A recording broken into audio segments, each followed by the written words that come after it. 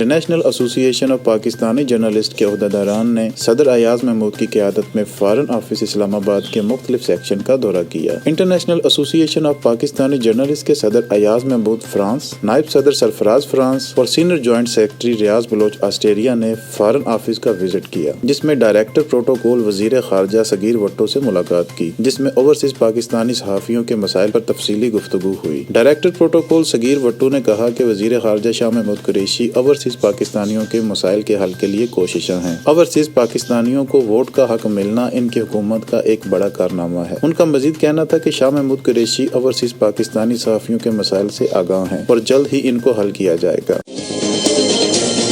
33 news, overseas پاکستانیوں کی آواز۔